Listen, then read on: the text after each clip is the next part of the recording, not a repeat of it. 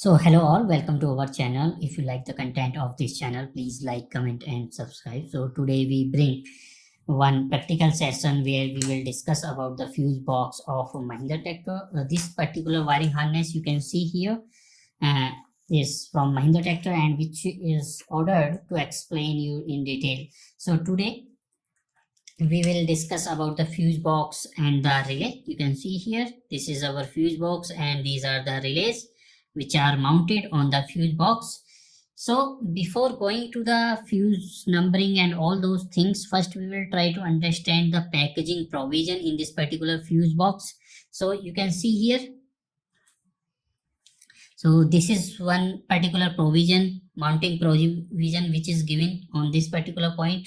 So here you can put the nut and bolt and you can fix on the tractor to fix it or for the packaging purpose. And here also you can see one provision. So here also they have given one particular provision for the fixing the fuse box. Apart from this, you can see in the left side also some of the provision. So let me show you. So you can see here, this is one provision which is given here. So this is also for the latching purpose, and you can see one more provision here. This is also for the latching purpose. So on the right side also you can see some of the provision which are given for the packaging and the latching purpose. So you can see here, these are the relays which are latched on this particular fuse box to accommodate the relays in this. So this is the low cost solution which is given for the packaging, because these relays are coming out of the fuse box. So generally if you see, the relays and the fuse are the part of the fuse box and they are coming in the one set, but here they have given the outside. So this is the low cost solution. So I can show you by one moment. So this is how it is mounted. You can see here. So on this particular point it is mounted here, and this is the latching provision here. You can see for a moment. So this is the, you can see here, this is the provision which is mounted here, and this is how it is mounted. So let me mount it again here. So these are the provision which are given for the latching the relays. So these are the low cost solution which are given. So these are all are the packaging provision for either for fuses and the relays. So let's try to understand this numbering and why these numberings are given on the fuse box. So you can see here for a moment. So this is the number, the part number which is given here, and this is the made in India. So these wiring harness mostly made by either from the Motherson Somi or from the Minda, or it might be from the Yazaki as well, but mostly tractor wiring harness are made by the Motherson Somi, because they provide the low cost solutions. And here you can see the Mahindra badging. Okay, so now we try to understand the identification of the fuses. So you can see here they have given the fuse numbers, numbering. So here if you see the low beam, plow, and then high beam, stop, hazard, and then they have given instrument cluster, then other timer, music, lights and mobile. So why these numberings are given on this particular fuse box, we will try to understand. So as you know that operator, the person who is doing the service of the wiring harness, so they do not know that which particular fuse is used for what purpose. So this particular identification plate or fuse numbering plate is given to identify that particular fuse. So suppose your hazard lights are not working, then how operator or the person who is doing the service, how to identify with the help of this. So suppose this particular fuse, if given as a hazard, so this particular fuse will be controlling the hazard function. So this is how the operator or the service technician find out the which particular fuse is controlling what.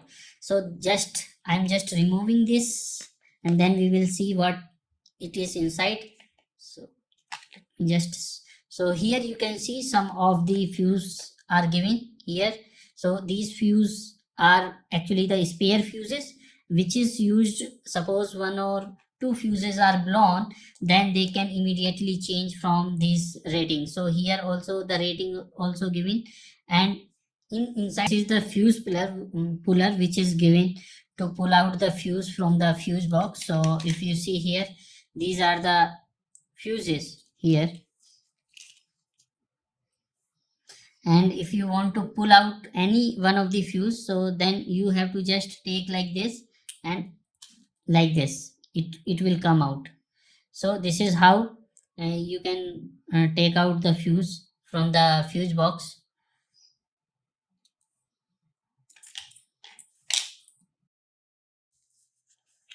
So let's see the back side of the this fuse box.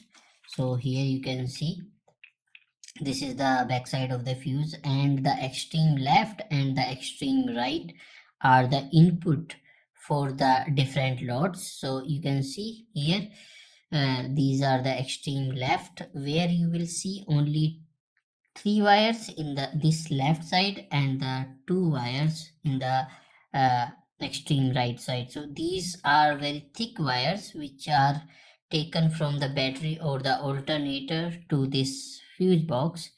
And if you see the adjacent rows which are used for the output for the different loads, so these are the wires which are going to the, sorry, this is, these are the wires. If you see here, these are the wires which are going to the different loads. So you can see here, these are the wires. So if you see, you can identify with the thickness of these wires as well. So if you see, the thickness of the input side is very high, you can see, and here also you can see here, you can see here the thickness of the wires are more on this side. So on input side, you can see here, this is the wire for the input side, very much thick wire. And here in the load side, you will see the lesser thickness of the wires because it is distributed to the different loads. So this is how your fuse box in most of the vehicles would be. So to identify the input and output, so you can see here, there is a this is the input side, and you can see here, this is the bus bar. So in one bus bar, 2 to 3 fuse can be connected from the one bus bar, and they can taken to the different output, that is different loads. So you can see in the in this figure as well. So here also on this side also the same thing has been there.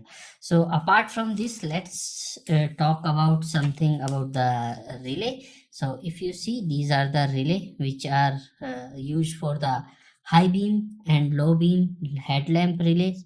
So if you see the back side of this also, so here you can see there are total 8 wires, and some of the wires are thick and some of the wires are very small in the wire cross section. So if you see, let me just take it out. So these are the relay, these are the relay which are used for the headlamp. So if you see, the 30 and 87 are used for the load, and the 85 and 86 are used uh, for the coil which is controlling the your load. And this, the supplier is the OEM, this is the supplier for this relay. There are many other supplier as well, you can search on the Google. So these are the relay. So here also the same relay, you can see. So this particular part is called the relay holder, and on this relay holder you can see there are few terminals which are big, or which are you can see here, this is the one terminal, this is the one terminal, and then these are this is also one terminal. So these two terminal this side and two terminal this side are big terminals. So when you are trying to find out which is load and which is the coil, so all every time it would be on the load side would be the thicker terminal, because you have to control the load of high current carrying load you have to control. So if you are carrying the high current, then you have to use the thicker terminal and the big terminal, and the cross section also will be the thicker. So you can see here, and the if you see here this one, so these two terminals are the coil side terminal which are controlling the your load. So the relay, if you see, the objective of putting the relay is like that you are controlling the high load or high current by the passing the low current through the coil. So we are passing the low current through this coil, and we are controlling the, or we are switching the high current load. So this is the purpose. And if you see here on the back side also, so you can see these wires are, you can see here, or you can see in this particular wire also. So you see here these wires are very thick, these two wires, but the wires which are coming, this one and this one, so these two wires are very smaller in cross section, and the reason is they are controlling the coil and these two wires are controlling the load. So this is how the relay you can identify which is load side and which is the coil side. So if you want this type of technical understanding in the wiring harness, in practical wiring harness, we will discuss about why this corrugated tube is used, and what type of slit and non-slit corrugated tube, which type of clip we are using, and the type of connectors.